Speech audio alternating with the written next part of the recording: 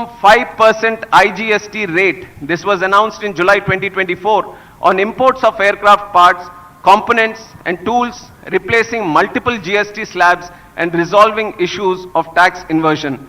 Policy measures in Union Budget 24-25, extending time limits for re-import-export of goods for repairs, providing operational flexibility was done.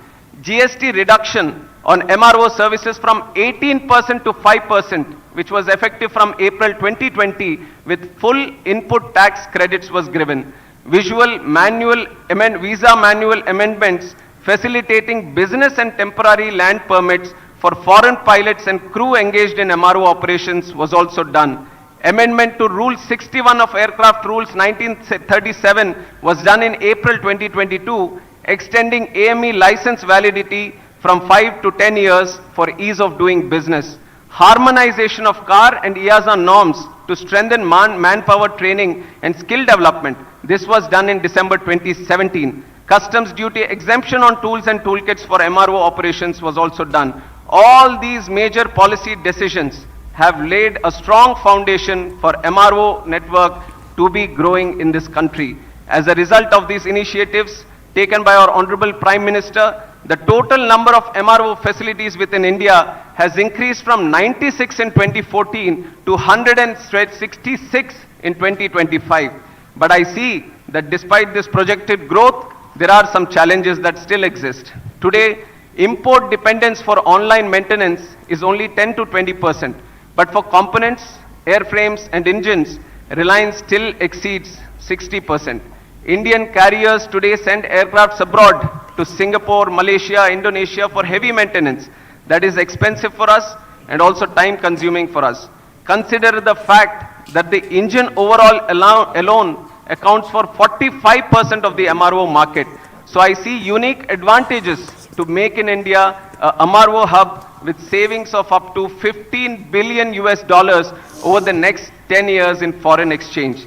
And in that context, I hold the view that today's inauguration of Safran's LEAP MRO facility by our Honorable Prime Minister puts us well on the path to emerge as a leading MRO hub by 2030. And I'm especially appreciative of the fact that this development will not only enhance operational efficiency, but also generate direct and indirect employment. Once fully operational, it will service up to 300 engines annually, which will presently go out of the country to get serviced.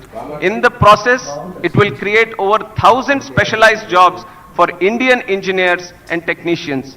I see this as a profound advantage of today's development for the AME engineers and the youth that are aspiring to make careers in this aviation sector. I once again congratulate Safran for the state-of-the-art MRO facility set up to support both domestic and international LEAP engine flights.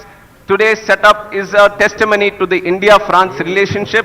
Already Safran has been working in the military sector. Today with this presence in civil aviation sector, we are bound to grow leaps and bounds in the future. And I'm confident that with continued policy reforms, strong industry partnerships, and an emerging skilled workforce, India is set to become a preferred global destination for aircraft maintenance, repair and overall services. And it is a moment of pride for me to be at this Shamshabad airport. Long back when Chandrababu Naidu Garu, the then CM of United Andhra Pradesh and the present Chief Minister of AP, envisaged this airport, many were skeptical about the land that was being acquired for this project.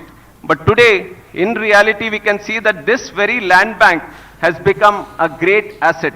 Shamshabad Airport has become an economic catalyst for the state of Telangana and also the country, creating lack of direct and indirect jobs in this sector. I would like to congratulate the GMR Group for their continuous pursuit in development of aerospace park and aviation at this airport. And I thank the Chief Minister of Telangana and the Government of Telangana for their proactive approach and support provided in making Hyderabad an important aviation and aerospace destination and a hub in the whole country.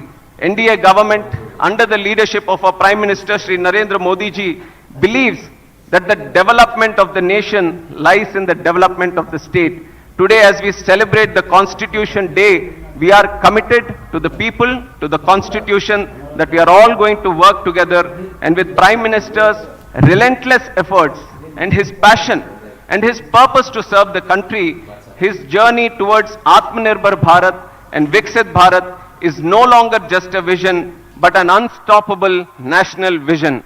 I would like to close my speech by saying the words that the future of the world is right here in this country. This country is waiting for you.